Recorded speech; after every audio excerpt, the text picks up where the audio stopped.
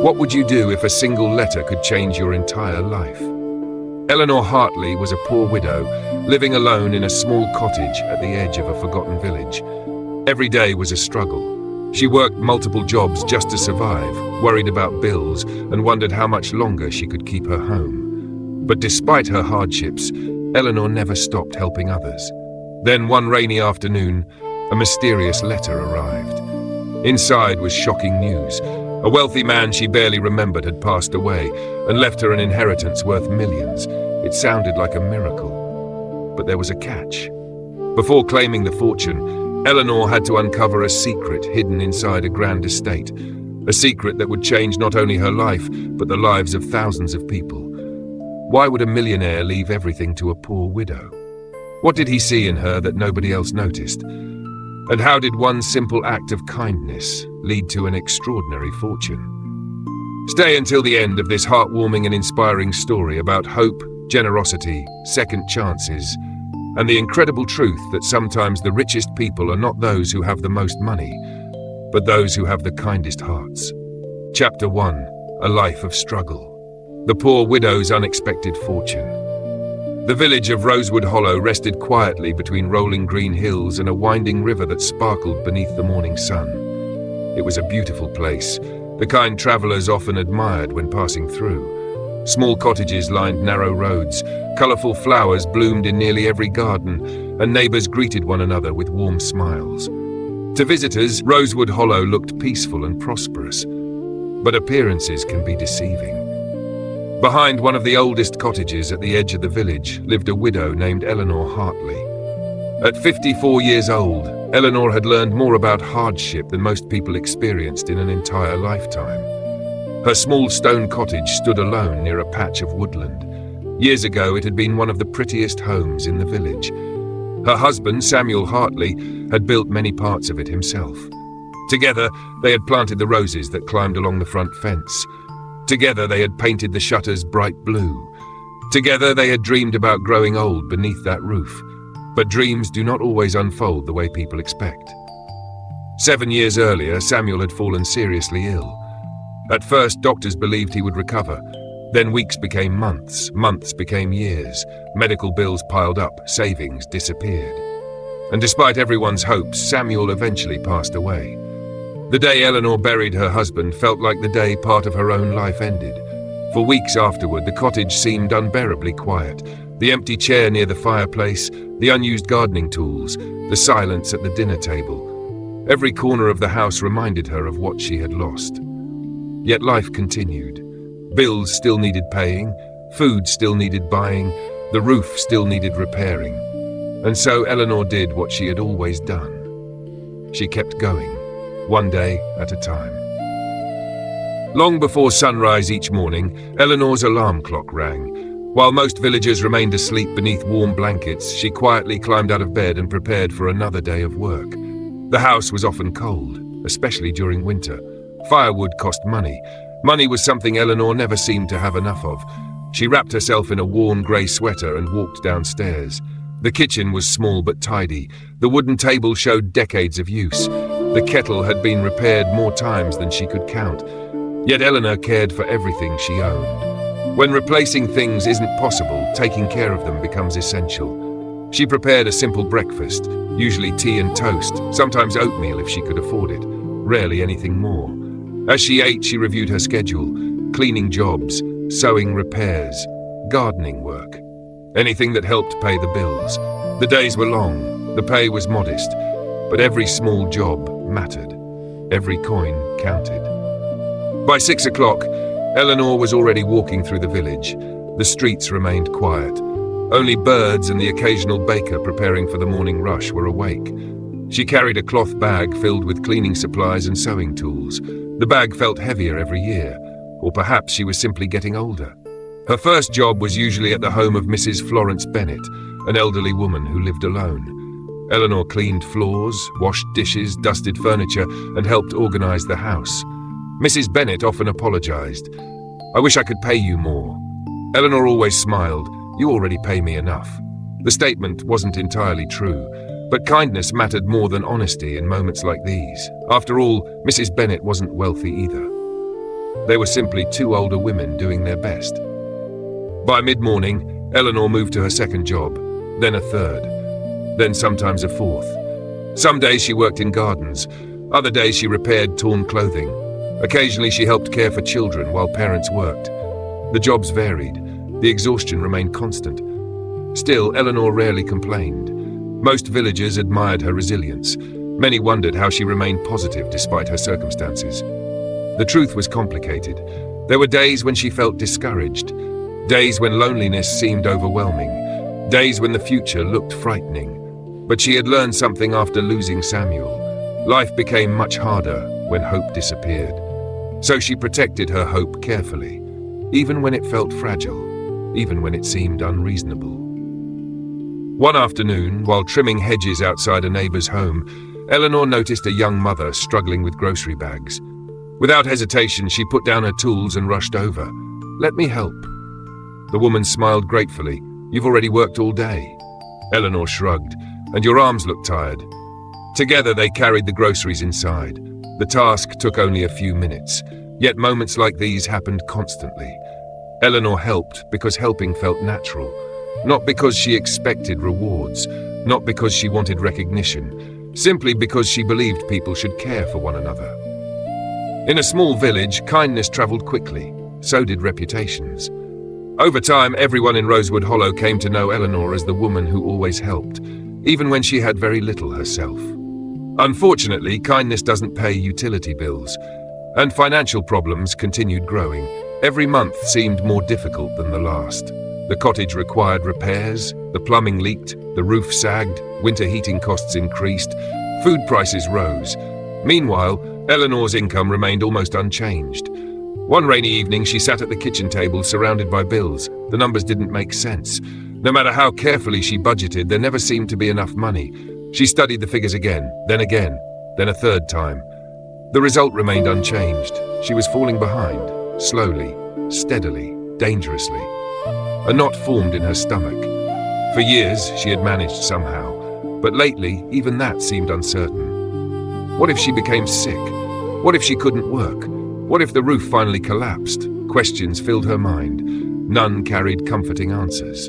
That night, a storm swept across Rosewood Hollow. Heavy rain hammered the cottage roof. Wind rattled windows. Thunder echoed across the hills. Eleanor sat in her favorite chair near the fireplace reading a borrowed library book. Then she heard it. Drip, drip, drip. Her heart sank. Another leak. She grabbed a bucket and placed it beneath the water. Then another bucket. Then a third. The roof had developed multiple leaks. Repairs would cost money she didn't have. As rain continued falling, Eleanor stared upward. For a brief moment, tears filled her eyes, not because of the roof itself, because she was tired. Tired of struggling, tired of worrying, tired of carrying every burden alone. The feeling lasted only a minute. Then she wiped away her tears, straightened her shoulders, and returned to her book. Because tomorrow would arrive regardless, and when tomorrow arrived, she would keep moving forward, just as she always had. The following week brought another challenge. The local grocery store increased prices, only slightly, but enough to matter. Eleanor walked through the aisles carefully calculating every purchase: bread, milk, eggs, tea. She compared prices repeatedly, removed items from her basket, added them back, removed them again. Eventually she reached the checkout. The total exceeded her budget, not by much, but enough. Quietly she returned several items to a nearby shelf. The cashier pretended not to notice. Yet Eleanor felt embarrassed. Poverty often carried invisible burdens. One of them was pride. As months passed, life continued following the same difficult pattern. Work, bills, repairs, worry, hope, repeat. Many people would have become bitter. Some would have become angry. Others might have given up entirely. Eleanor chose a different path. She remained kind. Not because life was kind to her, because she believed kindness mattered most when life wasn't. One cold autumn afternoon, she discovered a stray dog wandering near the woods. The animal looked thin and frightened. Most people would have continued walking. Eleanor couldn't. She brought the dog home, fed it, cared for it, and eventually named it Oliver. Technically, she couldn't afford another mouth to feed, yet she made room anyway. Because compassion rarely waits for perfect circumstances. Oliver quickly became her companion. The little cottage felt less lonely afterward, and sometimes that was worth more than money. One evening, Eleanor visited the village cemetery. She did so regularly. Samuel's grave sat beneath a large oak tree overlooking the hills. She brought fresh flowers whenever possible. Although years had passed, she still talked to him, not because she expected answers, because it helped. Standing beside the grave, she smiled softly. "You always believed things would work out." A gentle breeze moved through the trees. Eleanor looked toward the horizon. The setting sun painted the sky gold and orange. Beautiful, peaceful. For a moment her worries faded, then she laughed quietly. "You'd probably tell me to stop worrying so much." The memory warmed her heart. Samuel had always been optimistic, even during difficult times. Especially during difficult times. Eventually Eleanor turned to leave, but before walking away she whispered something she often said, "I'm still trying." The words carried more meaning than anyone else could understand. She wasn't merely trying to survive, she was trying to remain hopeful, trying to remain kind, trying to remain herself despite life's hardships, and every day she succeeded. What Eleanor didn't know was that her life was about to change, far beyond anything she could imagine. At that very moment, hundreds of miles away, events were unfolding that would soon alter her future forever. A letter was being prepared, a decision had already been made, and a secret, hidden for many years, was slowly moving toward Rosewood Hollow. But Eleanor knew nothing about any of this. That night she returned to her small cottage, fed Oliver, prepared a simple meal, and settled into her chair beside the fireplace. Just another ordinary evening, or so she thought. Because sometimes the greatest changes begin quietly, with no warning, no fanfare, no sign at all. And before long, the struggling widow of Rosewood Hollow would receive news that would transform her life forever. End of Chapter 1. Chapter 2. The Mysterious Letter. 3 days passed after Eleanor's visit to the cemetery. 3 ordinary days. 3 days filled with the same routines she had followed for years. Work, bills, household chores, and quiet evenings with Oliver curled beside the fireplace. Nothing seemed different. Nothing seemed unusual. Yet sometimes life changes while appearing exactly the same. And on a chilly Thursday afternoon, change finally arrived. An unexpected discovery. The sky above Rosewood Hollow was covered with dark clouds. A light rain had been falling since morning. By the time Eleanor finished cleaning Mrs. Bennet's house, her shoes were damp and her back ached from hours of work. All she wanted was a cup of tea and a few peaceful moments at home. As she approached her cottage, Oliver barked excitedly from inside. The sound made her smile. At least someone was always happy to see her. Eleanor walked toward the mailbox beside the front gate. Usually it contained little more than advertisements, utility bills, or occasional letters from distant acquaintances. But today something immediately caught her attention. There was a large envelope resting inside. Not white, not brown, deep navy blue. Elegant, unusual, expensive looking. She frowned. Nobody sent letters like this to people like her. Carefully, she removed it from the mailbox. The envelope felt heavier than expected. A dark blue wax seal decorated the back. Its design featured a crest she didn't recognize. At first, she assumed it had been delivered to the wrong address. That happened occasionally. Then she looked closer. The name was written clearly in beautiful handwriting. Mrs. Eleanor Hartley. There was no mistake. The letter was for her. Questions without answers. Inside the cottage, Eleanor removed her wet coat and placed the envelope on the kitchen table. Oliver immediately sniffed it with great curiosity. "You seem interested." The dog wagged his tail. Eleanor laughed softly, then sat down. For several moments, she simply stared at the envelope. A strange feeling had settled in her chest. Not fear exactly, more like curiosity. Who could have sent it, and why? She rarely received personal letters, certainly not letters that looked this important. Finally, she reached for a small knife and carefully broke the wax seal. Inside, she found several neatly folded documents. The first page appeared to be written on expensive stationery. A professional letterhead decorated the top. The words beneath it caused her confusion almost immediately. The name she barely remembered. The letter began formally. "Dear Mrs. Eleanor Hartley, we regret to inform you of the recent passing of Mr. Charles Ashford." Eleanor blinked. Read the sentence again, then a third time. Charles Ashford. The name felt strangely familiar. yet distant, like a memory buried beneath decades. She continued reading. According to the letter, Charles Ashford had died several weeks earlier at the age of 81. A law firm in the city was handling his estate, and for reasons that remained unclear, Eleanor had been named as a beneficiary. She lowered the paper slowly. "A beneficiary?" Oliver tilted his head. Eleanor laughed nervously. "I don't understand either." She returned to the letter. The confusion only grew. A forgotten connection. As she continued reading, fragments of memory slowly returned. Charles Ashford, her mother's cousin, or perhaps her grandmother's nephew. Something along those lines. The family connection was distant and complicated. She had met him only twice in her life, once as a child and once many years later at a family gathering.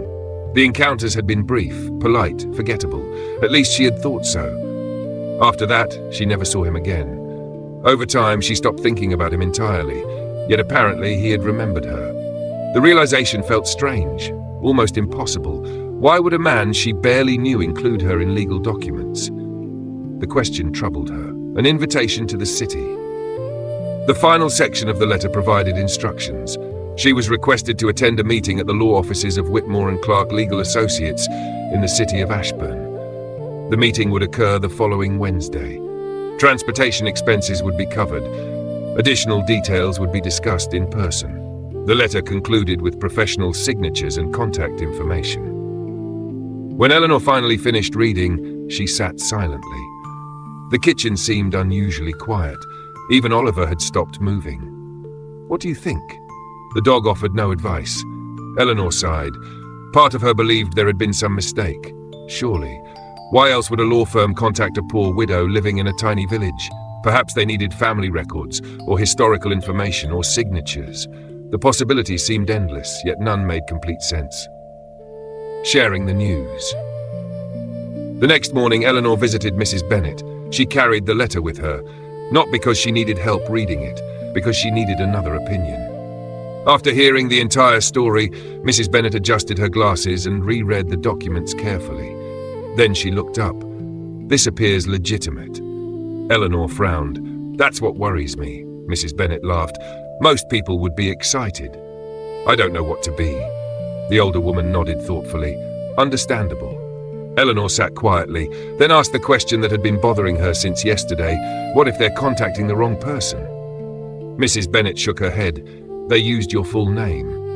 Still, they also referenced family records. Eleanor sighed. That was true. Nothing about the letter suggested a mistake, which somehow made it even more mysterious. Rumors begin. Small villages possess many wonderful qualities. Privacy is rarely one of them. By evening, news of the mysterious letter had spread throughout Rosewood Hollow. Neighbors approached Eleanor with questions. Some were curious, others excited. A few seemed convinced she was about to inherit a fortune. Eleanor quickly dismissed that idea. Don't be ridiculous. The suggestion sounded absurd. Wealthy people did not leave fortunes to distant relatives they barely knew. That happened in novels, not real life. Still, the rumors continued, and with each conversation, Eleanor became increasingly uncertain about what awaited her in Ashburn. The journey Wednesday arrived faster than expected. Before sunrise, Eleanor packed a small bag and prepared for the journey. The city of Ashburn was nearly 3 hours away by train. She hadn't traveled there in years, perhaps decades. The thought made her nervous. Everything about the situation felt unfamiliar. The train station, the law firm, the meeting, the unknown answers waiting beyond them. Before leaving, she knelt beside Oliver. "You'll be staying with Mrs. Bennet." The dog looked unconvinced. Eleanor smiled. "I'll only be gone one day." After a final pat on the head, she locked the cottage door and began walking toward the station. The morning air was crisp. Mist drifted above the fields, and with every step, her curiosity grew. Ashburn. By mid-morning, the train rolled into Ashburn. The city seemed enormous compared to Rosewood Hollow. Tall buildings stretched toward the sky. Busy streets overflowed with people. Automobiles filled every road. The noise alone felt overwhelming. Eleanor tightened her grip on her handbag. For a moment, she felt very small, very out of place. Yet she continued forward. Eventually, she reached the address listed in the letter and stopped. The building. The offices of Whitmore and Clark occupied an impressive stone building near the center of the city. Large glass windows reflected sunlight. Elegant columns framed the entrance. The structure looked more like a government building than a law office. Eleanor stared upward. Her stomach tightened. She suddenly felt underdressed, underprepared, and entirely uncertain about why she was there. People in expensive suits entered and exited through the revolving doors. They moved confidently, purposefully, like they belonged. Eleanor wasn't so sure she did. For a brief moment, she considered turning around, returning home, pretending none of this had happened. The idea was tempting, very tempting. Then she remembered the letter, the questions, the mystery, and the possibility, however unlikely, that something important awaited her inside. Taking a deep breath, she climbed the steps. The reception desk. The lobby was even more impressive than the exterior. Marble floors gleamed beneath crystal chandeliers, paintings decorated the walls, fresh flowers stood in elegant arrangements near every corner. Eleanor had never seen anything like it. A receptionist greeted her warmly. "Good morning, may I help you?" "Yes," Eleanor swallowed. "I'm Eleanor Hartley." The receptionist immediately smiled. "Mrs. Hartley, we've been expecting you." Those words sent a chill through her. Expecting her. The statement made everything feel suddenly real. The receptionist continued. "Mr. Clark is ready to see you." Eleanor nodded slowly. Then followed an assistant toward a private office at the far end of the building. With every step, her heartbeat grew faster. Questions filled her mind. Why had Charles Ashford remembered her? Why had lawyers contacted her? And what could possibly be important enough to bring her all this way? She was about to find out, and the answer would change her life forever. End of Chapter 2. Chapter 3. The Unexpected Inheritance. Eleanor finally learns why she was summoned to Ashbourne and receives news so shocking she can hardly believe it. Chapter 3. The Unexpected Inheritance. Eleanor Hartley followed the assistant down a long, quiet hallway. Every step echoed softly against the polished marble floor. Paintings of landscapes and historic city scenes lined the walls. Elegant lamps cast a warm glow across the corridor.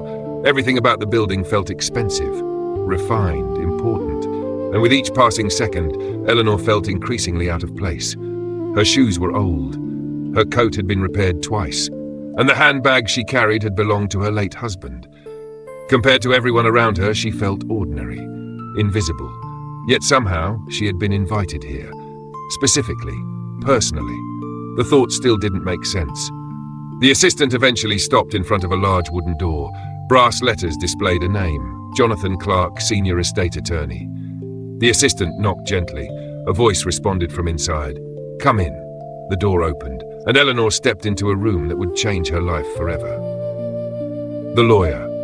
The office was larger than her entire cottage living room. Tall windows overlooked the city skyline. Bookshelves stretched from floor to ceiling. A large oak desk occupied the center of the room. Behind it sat a man in his 60s with silver hair and kind eyes. He immediately stood and extended his hand. "Mrs. Hartley." His smile was warm, professional, genuine. "Thank you for coming." Eleanor shook his hand nervously. "Thank you for inviting me." The lawyer gestured toward a comfortable chair. "Please sit." Once she settled into the seat, he took a moment to study her. Not rudely, almost thoughtfully, as though comparing her to a description he had heard many times before. Finally, he nodded. "I've been looking forward to meeting you." Eleanor frowned slightly. "Why?" The lawyer smiled. "Because Charles Ashford spoke about you often." That statement surprised her immediately. "Charles barely knew me." Mr. Clark folded his hands. He would disagree. A memory from long ago. The lawyer opened a leather folder resting on his desk. Inside were several documents, photographs, letters, records. He carefully selected an old photograph and slid it across the desk. Eleanor picked it up. The image appeared to be over 40 years old. A family gathering. Several relatives stood together in a large garden. Then she noticed something. A young woman, herself, standing beside an older gentleman, Charles Ashford. The memory returned instantly. It had been her grandmother's birthday celebration, one summer afternoon long ago. Eleanor smiled faintly. "I remember this." Mr. Clark nodded. "Charles remembered it too." She looked confused. "One afternoon isn't much of a relationship." The lawyer smiled. "No." Then his expression became more serious. But what happened that afternoon mattered to him greatly. The story Eleanor never knew. Mr. Clark opened another folder. Inside was a handwritten letter. Years ago, he explained, Charles attended that gathering shortly after losing his wife. Eleanor listened quietly. He was grieving. The lawyer paused. Most people avoided talking to him because they didn't know what to say. Eleanor frowned. She vaguely remembered hearing something about his loss. Then Mr. Clark continued. According to Charles, everyone treated him carefully, politely, formally. He smiled. Everyone except you. Eleanor blinked. Me? The lawyer nodded. You were 17. A small smile appeared. You sat beside him for hours. The memory slowly returned. Fragments, conversations, a lonely older man sitting apart from the celebration, a teenager trying to be kind. Nothing extraordinary, or so she had believed. Mr. Clark continued. You didn't discuss business. No. You didn't discuss money. No. You simply listened. The room became quiet. Charles never forgot that. Eleanor stared at the photograph, stunned.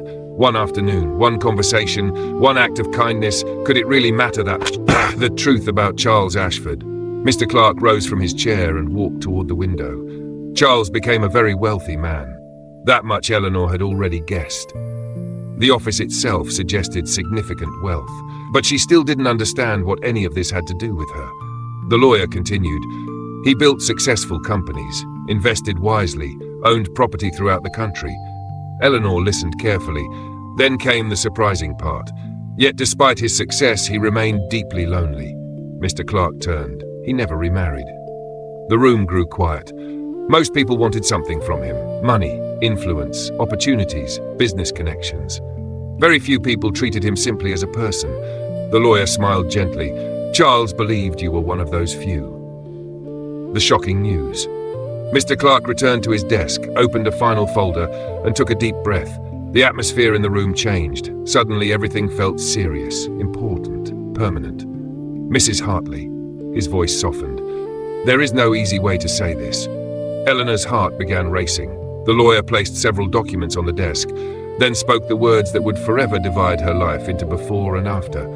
Charles Ashford left you the majority of his estate. Silence. Complete silence. Eleanor stared, certain she had misunderstood. I'm sorry? Mr. Clark repeated himself. You are the primary beneficiary of Charles Ashford's estate. The words sounded impossible, ridiculous, unreal. Surely there had been some mistake. There must be another Eleanor Hartley. There isn't. But I barely knew him. Mr. Clark nodded. That is correct. Then why? The lawyer smiled gently, because he never forgot your kindness. Disbelief. For several moments, Eleanor simply sat there, motionless. Her mind struggled to process the information. Inheritance, estate, beneficiary. The words sounded foreign, distant, like a conversation happening to someone else. Finally, she managed to ask, how much? The lawyer paused, then handed her a document. Eleanor glanced down and immediately felt dizzy. The number seemed absurd, impossible. Surely she had read it incorrectly. She checked again, then again. Her hands began trembling. The inheritance wasn't merely substantial, it was enormous, life-changing, generational, the kind of wealth most people only imagined. She looked up slowly. This can't be right, Mr. Clark smiled. It is. Eleanor laughed nervously, a shocked laugh, the kind people make when reality stops making sense. No. She shook her head. There must be some error. There isn't. The lawyer's calm confidence only made the situation feel more surreal. Remembering the past. As the reality slowly settled in, Eleanor found herself thinking about Samuel, her husband, the years of struggle, the unpaid bills, the leaking roof, the sacrifices, the worries, all those difficult nights sitting at the kitchen table wondering how she would survive another month. And now, everything had changed. Completely. The contrast felt overwhelming. Tears formed unexpectedly in her eyes. Mr. Clark allowed the silence to continue. Some news requires time. This was certainly one of those moments. A final message. Eventually, the lawyer opened a small wooden box resting on his desk. There's one more thing. Inside was a sealed envelope. Old, handwritten, addressed specifically to Eleanor. She stared at it. What's this? Mr. Clark smiled. A personal letter from Charles. Her heartbeat quickened. Slowly, she opened it. Inside was a single page. The handwriting was elegant but slightly shaky. The letter read, Dear Eleanor, if you are reading this, then I am gone. You may wonder why I chose you. The answer is simple. Many people showed me respect because I had money. You showed me kindness when I needed it most. You expected nothing in return. That is rare. Over the years, I quietly followed news of your life through family connections. I learned about your struggles, your generosity, your strength, and I became convinced that if anyone deserved this opportunity, it was you. Use it wisely, live well, and never stop being the person you already are. With gratitude, Charles Ashford. That more than money. By the time Eleanor finished reading, tears were streaming down her cheeks. Not because of the money, not entirely, because someone had remembered, someone had noticed, someone had valued kindness enough to build an entire legacy around it. The realization touched her deeply. For years she had wondered whether small acts of kindness truly mattered. Now she had her answer. They did, more than she ever imagined. One final condition. As Eleanor carefully folded the letter, Mr. Clark spoke again. There is one condition. She looked up. A condition? The lawyer nodded. Before officially accepting ownership of the estate, she needed to visit Charles Ashford's country property, the estate known as Ashford Manor, a place she had never seen, a place filled with secrets, and according to Charles's instructions, a place she needed to experience personally before making any decisions. Eleanor frowned. Why? Mr. Clark smiled mysteriously. Charles believed the answer would reveal itself once you arrived. The response created more questions than answers, yet somehow she wasn't surprised. Charles Ashford clearly enjoyed surprises. And something told Eleanor that the biggest surprise was still waiting ahead. As she looked out the office window toward the city below, she realized her life had changed forever, but she had no idea what awaited her at Ashford Manor. And the secrets hidden there would prove even more extraordinary than the inheritance itself. End of Chapter 3. Chapter 4, The Hidden Secret. Eleanor visits Ashford Manor and discovers a hidden room, forgotten journals, and a secret that changes the meaning of her inheritance forever. Nubba, Chapter 4, The Hidden Secret.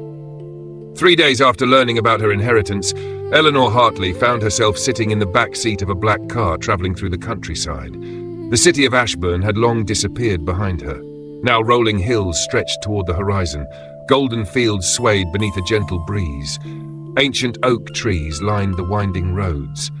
The scenery reminded her of Rosewood Hollow, though everything seemed larger, more expansive, more grand. Beside her sat Jonathan Clark. The lawyer had offered to accompany her to Ashford Manor personally. During most of the journey, Eleanor remained quiet, not because she had nothing to say, because she had too many questions. Even now, the inheritance felt unreal. Each morning she woke expecting to discover it had all been a misunderstanding, yet every document, every conversation, every signature confirmed the same truth. Charles Ashford had entrusted his entire legacy to her, a poor widow from a small village. The thought still seemed impossible. First sight of Ashford Manor. Shortly after noon, the car turned through a set of enormous iron gates. Eleanor looked out the window and immediately understood why people called it a manor. The property was breathtaking. A long tree-lined driveway stretched ahead. Flower gardens covered acres of land. Stone fountains sparkled beneath the sunlight. Beyond them stood a magnificent mansion overlooking a peaceful lake. Eleanor stared in amazement. The building looked like something from a historical novel. Tall windows reflected the sky. Elegant stone walls climbed 3 stories high. Balconies overlooked beautifully maintained gardens. Everything about the estate radiated beauty and history. For several seconds, she forgot to breathe. "This belongs to me?" Her voice barely rose above a whisper. Mr. Clark smiled. Yes. The answer felt surreal. She had spent years worrying about repairing a leaking roof. Now she was standing before one of the largest private estates in the region. Life truly could change in an instant. A house full of memories. The front doors opened before they reached them. An elderly caretaker stepped forward. His name was Walter Reed. He had managed Ashford Manor for nearly 30 years. "Welcome, Mrs. Hartley." His smile was warm, genuine, the kind smile that immediately puts people at ease. Charles had apparently spoken about her here as well. That realization surprised Eleanor once again. Inside, the manor felt even more impressive. Crystal chandeliers hung from high ceilings. Paintings decorated the walls. Beautiful staircases curved elegantly toward the upper floors. Antique furniture filled spacious rooms. Yet despite its grandeur, the house didn't feel cold. It felt lived in, loved. Every room seemed to contain memories, stories, history. Walter guided them through the manor. The library alone contained thousands of books. The dining room could seat 20 people. The conservatory overflowed with exotic plants. Every corner revealed another surprise. Yet something about the house felt different from what Eleanor expected. It wasn't flashy. It wasn't designed to impress. Instead, it reflected the personality of someone thoughtful. Someone curious. Someone who valued knowledge and beauty more than luxury. Charles's presence. As they explored, Eleanor noticed photographs throughout the house. Charles appeared in many of them, at different ages, different places, different stages of life. Some showed business achievements, others captured quiet moments with friends. But one thing stood out immediately. Most photographs weren't focused on Charles himself. They focused on people, families, communities, children, teachers, farmers, workers. The pictures told a story that newspapers and financial reports likely never mentioned. Charles Ashford hadn't simply built wealth, he had built relationships, and somehow that realization made Eleanor respect him even more. The locked study. Several hours passed as Walter guided them through the property. Finally, they arrived at the end of a long hallway on the second floor. There stood a large wooden door. Unlike the others, it remained locked. Walter paused. "This is the room." Eleanor frowned. "The room?" The caretaker nodded. "Mr. Ashford left specific instructions." Jonathan Clark removed a small brass key from his pocket. "He wanted you to enter this room personally." A strange feeling settled over Eleanor. Excitement, curiosity, nervousness. The lawyer unlocked the door, then stepped aside. "This part is for you." Slowly, Eleanor pushed the door open. A different kind of treasure. The room wasn't what she expected. No gold, no valuables, no hidden fortune. Instead, it resembled a private study. Bookshelves lined the walls. Maps covered one corner. A large desk sat beneath a window overlooking the lake. Everything appeared exactly as Charles had left it, as though he might walk through the door at any moment. At first glance, nothing seemed unusual. Then Eleanor noticed dozens of journals arranged neatly across a bookshelf. Each was labeled with dates. Some were decades old, others appeared relatively recent. On the desk sat a handwritten note, addressed to her. Her heartbeat quickened. She picked it up carefully. Charles's final instructions. The note was brief, simple, direct. "Eleanor, before making any decisions about this inheritance, I ask only one thing. Read my journals. Everything you need to understand is inside them. The true value of wealth is not what it gives you, it is what it allows you to give others, Charles." Eleanor lowered the paper slowly. The room suddenly felt very quiet. Walter and Mr. Clark respectfully waited near the doorway. Neither interrupted, neither spoke. This moment belonged to her. The journals. Eleanor selected one of the journals, opened it, and began reading. Hours passed, then more hours. The pages revealed a side of Charles Ashford that few people ever knew existed. Yes, he had been wealthy, very wealthy, but the journals rarely discussed money. Instead, they described people. A struggling farmer whose business Charles secretly saved. A widow whose mortgage he quietly paid. A school that received anonymous funding. A family whose medical expenses were covered without explanation. Story after story filled the pages. Hundreds of lives. Hundreds of acts of kindness. All performed anonymously, without recognition, without publicity, without expectation of gratitude. Eleanor was astonished. Charles had spent decades helping people, and almost nobody knew. A surprising discovery. Late in the afternoon, she opened one of the newer journals. Immediately, something caught her attention. Her name, written clearly across the page. Eleanor froze, then continued reading. The entry had been written nearly 6 years earlier. "Today I received news about Eleanor Hartley." Her eyes widened. Charles had been following her life, not obsessively, not intrusively, simply through occasional updates from extended family. The journal described her struggles after Samuel's death, her financial hardships, her determination, and most importantly, her kindness. Another entry followed, then another, then another. Each reflected genuine admiration.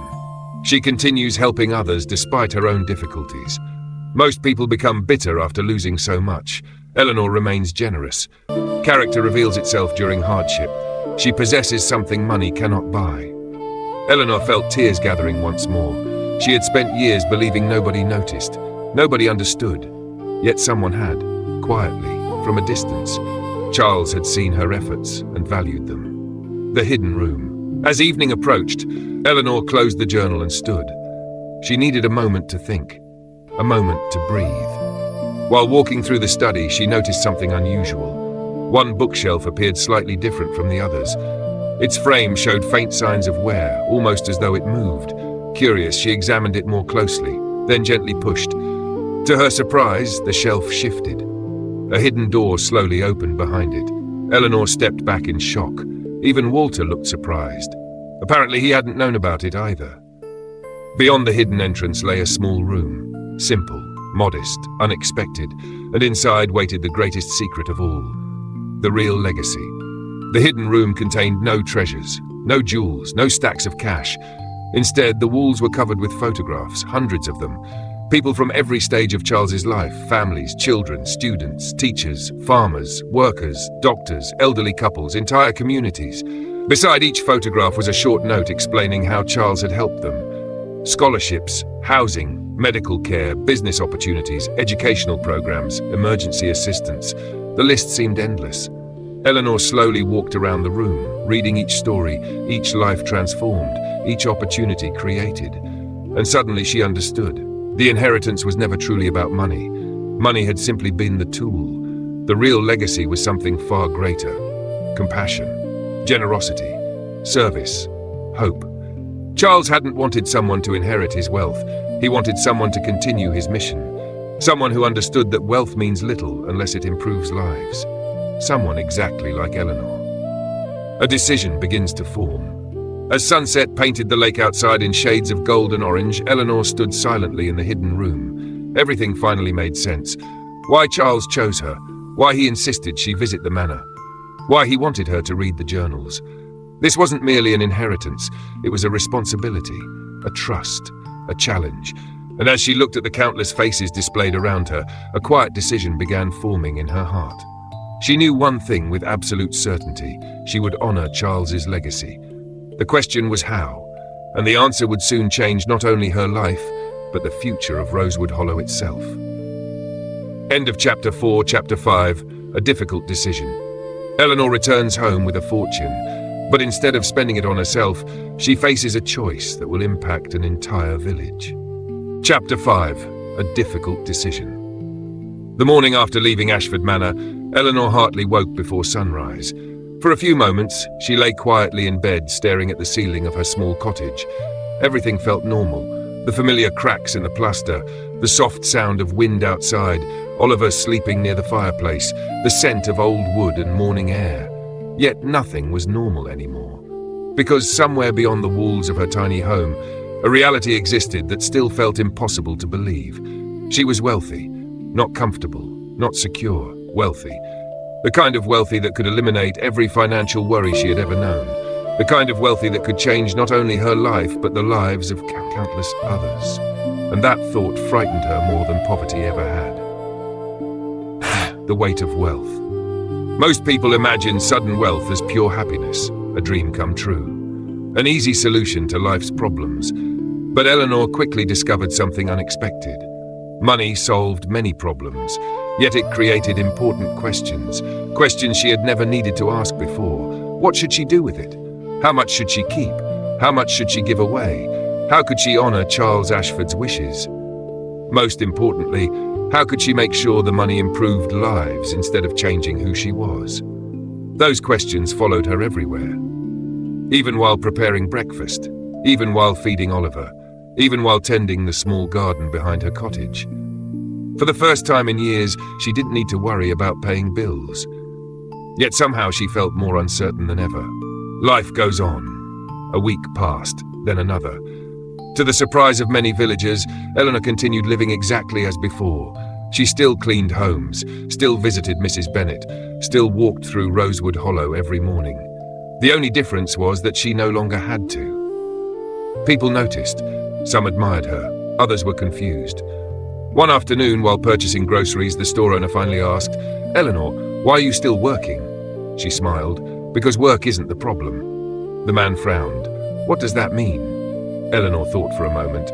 then answered honestly, "For years I believed money would solve everything." "And it solves some things." The store owner laughed. "That's easy for a wealthy person to say." Eleanor smiled. Perhaps. But she knew something he didn't. The greatest struggle wasn't deciding how to spend money. The greatest struggle was deciding how to use it wisely. Seeing the village differently. As days passed, Eleanor began paying closer attention to the people around her. Not because she was curious, because she was searching for answers. Everywhere she looked, she noticed needs she had overlooked before. The village school desperately needed repairs. Several classrooms leaked during storms. The library contained outdated books. Teachers purchased supplies with their own money.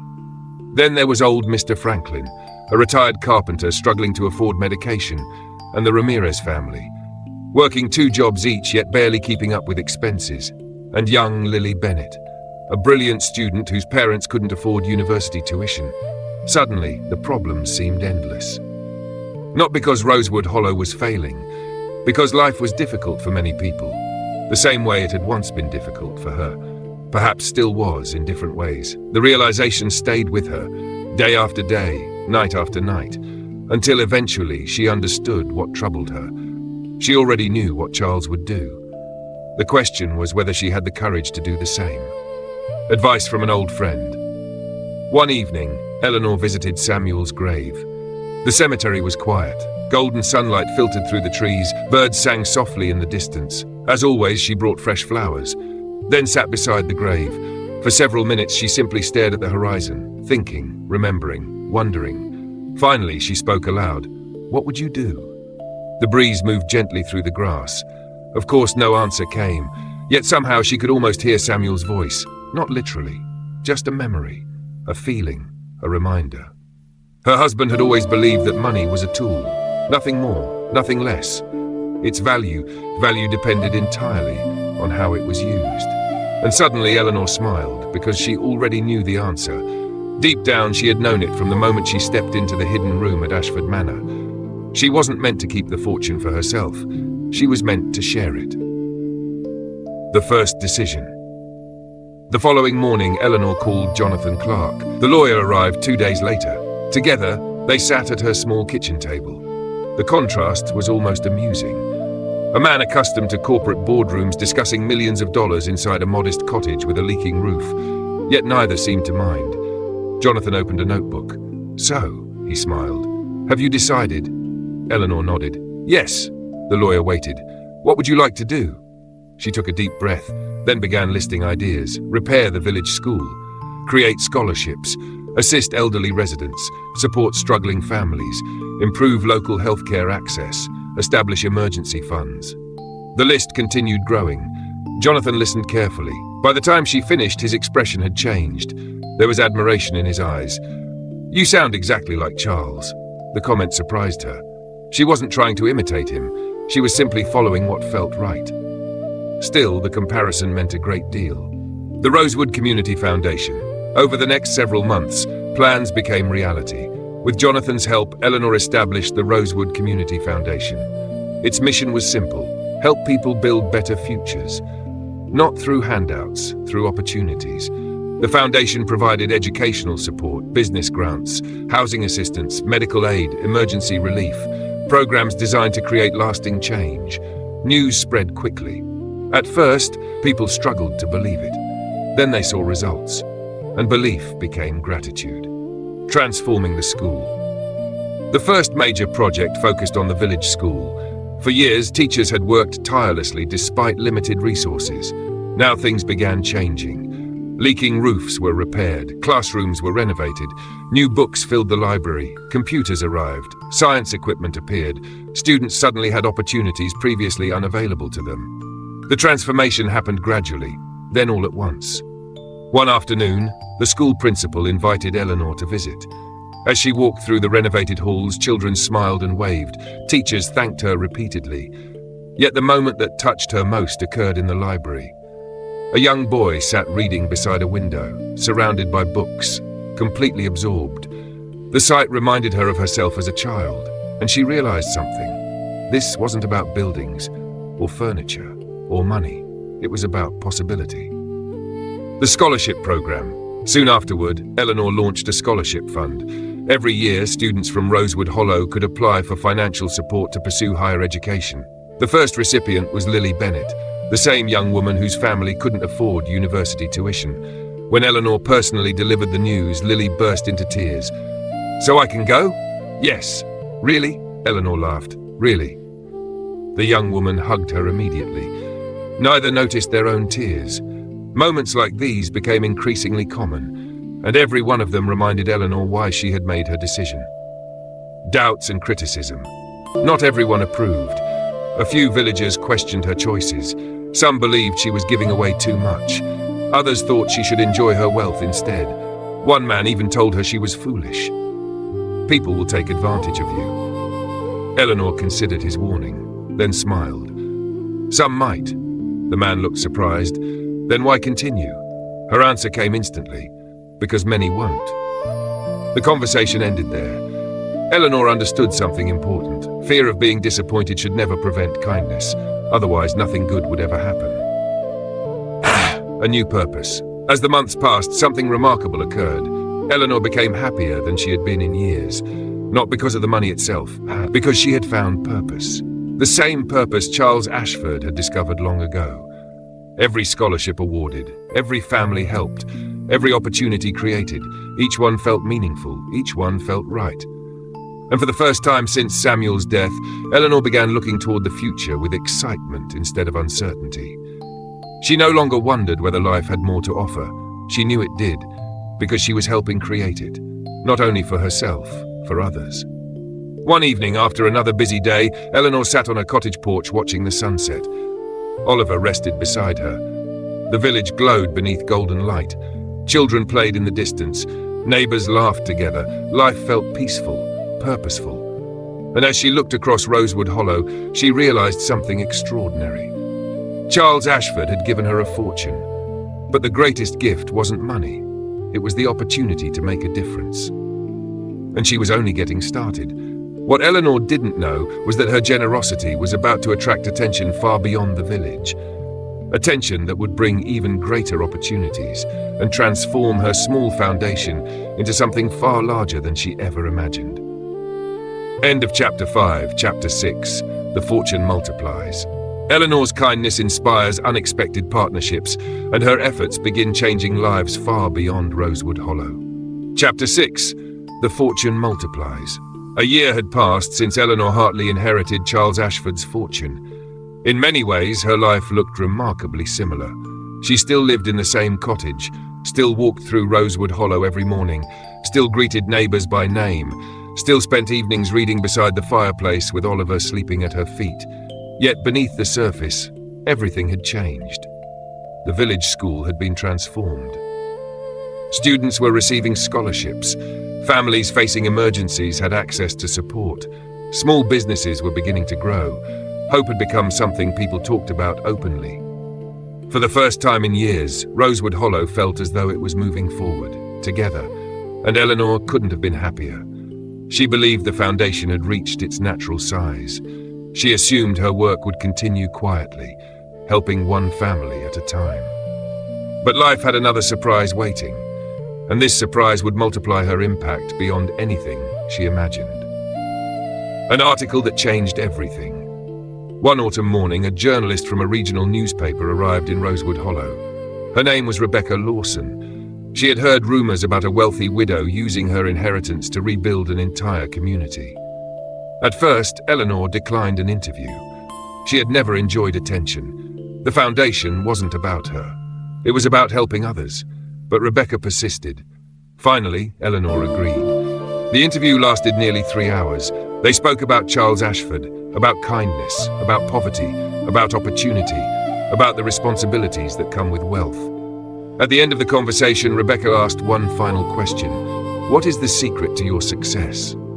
Eleanor smiled thoughtfully, then gave an answer that felt simple and honest. "The money changed my circumstances." She paused. "But kindness changed my life." Rebecca wrote down every word. The story goes viral. A week later, the article appeared. Neither woman expected much, but something unusual happened. People connected with Eleanor's story. Thousands of readers shared the article online, then tens of thousands. Soon it spread across the country. Television programs discussed it, radio stations mentioned it, community organizations praised it. The story resonated because it wasn't really about money. It was about character, about choosing generosity after experiencing hardship, about using success to lift others rather than elevate yourself. Messages began arriving daily. Letters, emails, phone calls. Many simply wanted to thank her, others wanted to learn from her, and some wanted to help. Unexpected visitors. One morning, Jonathan Clark called with surprising news. "Eleanor, I think you should come to Ashburn." "Why?" "There are people who want to meet you," she frowned. "What kind of people?" The lawyer laughed softly. "The kind who can help expand your foundation." "Curious," Eleanor agreed. A few days later, she found herself sitting in a conference room overlooking the city. Around the table sat business owners, philanthropists, educators, and non-profit leaders. The gathering felt intimidating. Most of the attendees were highly successful individuals, people accustomed to influencing large organizations. Eleanor wondered why they were interested in a widow from a small village. Then one woman spoke. "Your story inspired us." Another nodded. "You prove that community investment works." A third added, "We'd like to partner with you." The room suddenly felt very quiet. New partnerships. Over the following months, partnerships began forming. A technology company donated computers to rural schools. A healthcare organization funded medical outreach programs. Several businesses created apprenticeship opportunities for young people. Universities offered additional scholarships. Investors supported community development projects. What had started as a local foundation gradually expanded into something much larger. Not because Eleanor sought growth, because others believed in the mission and wanted to be part of it. The impact spread beyond Rosewood Hollow. Neighboring villages began receiving assistance. Educational programs expanded throughout the region. More families found opportunities. More dreams became possible. More lives changed. A return to Ashford Manor. One evening, Eleanor returned to Ashford Manor. The estate had become a place of reflection for her. Whenever important decisions arose, she often visited Charles's old study. It helped her remember why everything had begun. As she entered the room, memories flooded back. The journals, the hidden room, the photographs, the stories, everything. She walked toward the secret room and opened the concealed door. Hundreds of photographs still covered the walls, lives touched by Charles's generosity. Now, Eleanor realized the collection could have continued. New students, new families, new communities, new opportunities. The legacy was growing. And she felt incredibly grateful to be part of it. The farmer's story. Several weeks later, Eleanor attended the opening of a new agricultural training center funded through the foundation. During the event, an elderly farmer approached her. His face seemed familiar, though she couldn't immediately place him. The man smiled. "You don't remember me?" Eleanor laughed. "I'm afraid not." The farmer nodded. 20 years ago, I nearly lost my farm." She listened carefully. "Charles Ashford helped me." Eleanor's eyes widened. One of the people from the journals. The man continued. "He never wanted recognition. He never wanted thanks. But because of him, my family survived." His voice grew emotional. "Now, because of you, hundreds of families are receiving the same chance." For a moment, neither spoke. Then the farmer extended his hand. "Thank you for continuing what he started." Eleanor felt tears forming again. Those moments never became easier, and she hoped they never would. Success without change. As the foundation expanded, reporters frequently asked the same question. Why hadn't she moved into Ashford Manor? Why still live in a small cottage? Why continue living so modestly? The answer was simple. Rosewood Hollow was home. The cottage held memories. The village held meaning. Wealth had changed her circumstances, not her values. She never wanted to forget where she came from, because remembering hardship helped her understand others facing it, and understanding created compassion, recognition. Eventually, Eleanor received invitations to conferences and award ceremonies.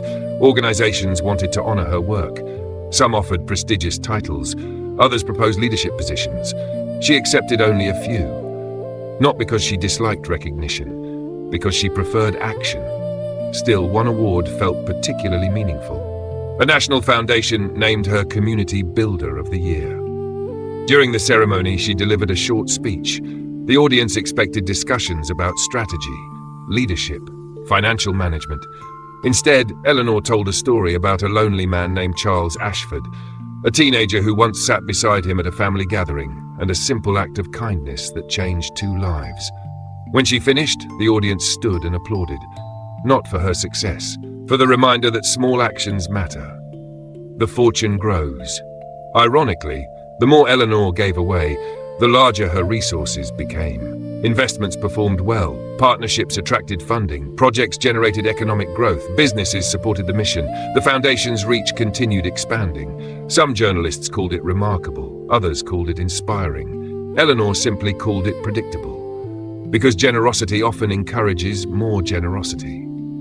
Kindness has a way of multiplying, the same way fear multiplies, the same way hope multiplies. People tend to become what they experience, and Eleanor was proving that every day. A letter from the future. One evening, nearly 2 years after inheriting the fortune, Eleanor received a letter. Not from a lawyer, not from a journalist, from a former scholarship recipient. The young woman had recently graduated from medical school. Inside was a photograph. She stood beside a new community clinic, a clinic she planned to operate in a rural area. The note read, "Mrs. Hartley, because of your scholarship, I became a doctor. Because of your example, I want to spend my career helping people who need it most. Thank you for believing in me before I believed in myself." Eleanor read the letter twice, then a third time, and suddenly she understood something beautiful. The foundation wasn't simply helping people. It was creating future helpers, future leaders, future dreamers, people who would continue helping others long after she was gone. The ripple effect had already begun, and it would continue for generations.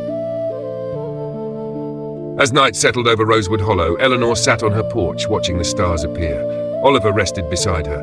The village was peaceful, quiet, hopeful. She thought about Charles Ashford, the lonely man who believed kindness mattered, the man who trusted her with his legacy.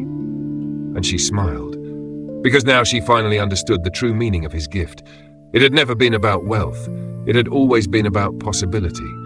And thanks to that possibility, countless lives were changing. But the greatest lesson of all was still waiting, a lesson Eleanor would discover in the years ahead, one that would reveal the true treasure hidden inside every act of kindness. End of Chapter 6, Chapter 7. The greatest treasure. Eleanor discovers the lasting impact of her choices and learns why changing lives is worth more than any fortune. Chapter 7. The greatest treasure. 5 years passed, then 10. Time moved quietly through Rosewood Hollow, just as it always had. The seasons changed, children grew up, new families arrived, old friends passed on, and throughout it all, Eleanor Hartley continued her work. The Rosewood Community Foundation had grown far beyond anything she once imagined.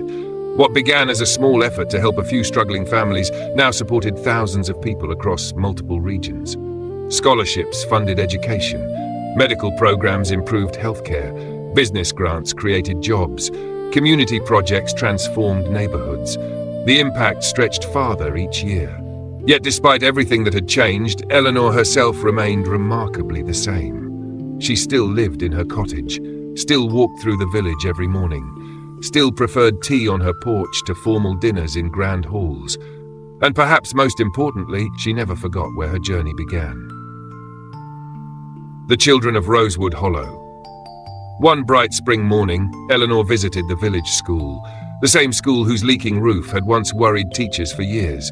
Now it stood transformed. Modern classrooms, a thriving library, science laboratories, computer centers, gardens maintained by students. The building buzzed with energy and possibility. As she walked through the halls, children greeted her enthusiastically. Many knew her only as the founder of the foundation. Few fully understood her story. To them, she had always been successful, always respected, always admired. The irony often made Eleanor smile, because she remembered a very different reality, a reality filled with uncertainty and struggle. One teacher approached. "Mrs. Hartley, would you like to meet our scholarship recipients?" Eleanor nodded.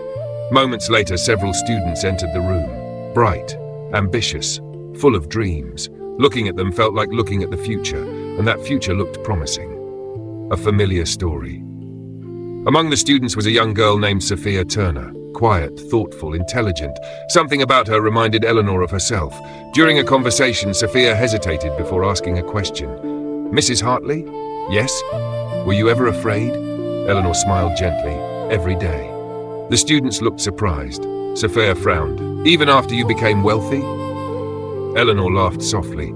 "Especially then." The room grew quiet. The students listened carefully, because they expected stories about success. Instead, Eleanor spoke about doubt, fear, loneliness, and perseverance. She told them about working multiple jobs, about struggling to pay bills, about wondering how she would survive difficult months. The students listened with fascination. Many had never imagined such experiences. When she finished, Sophia smiled. "You make it sound possible." Eleanor looked at her kindly. "It is possible." Those words seemed to mean something special to the young girl, and Eleanor hoped they would remain with her for years to come. An invitation.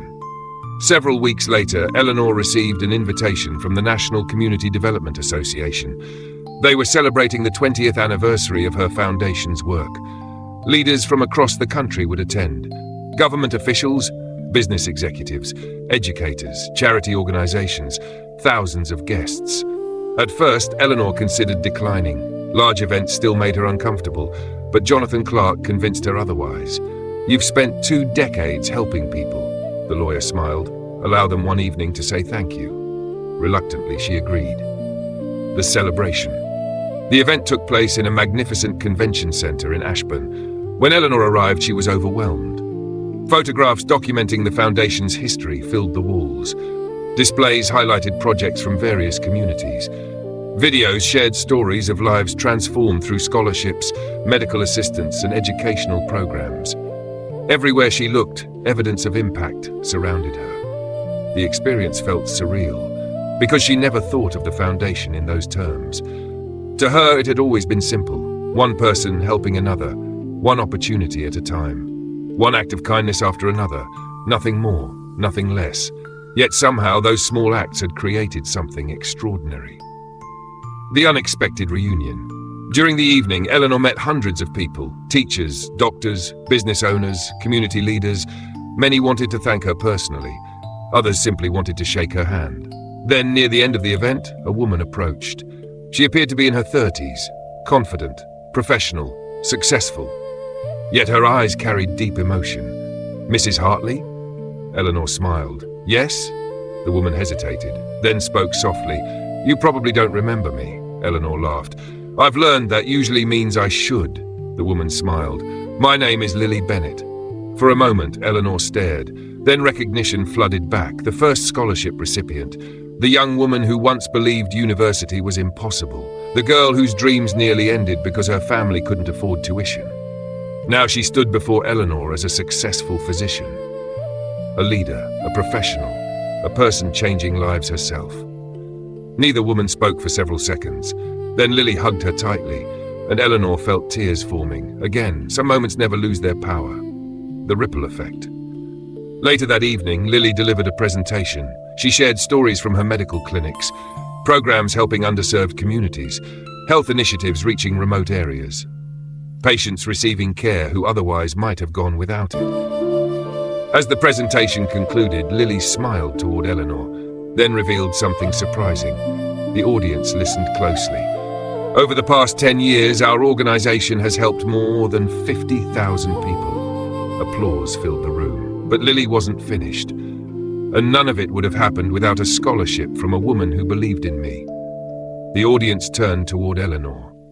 More applause followed, yet Eleanor barely heard it because she was thinking about something else. One scholarship, one opportunity, one life changed, and that life had gone on to change thousands more. The ripple effect was real, and it was far more powerful than she ever imagined. The final discovery. After the celebration, Eleanor returned to Ashford Manor for the first time in nearly a year.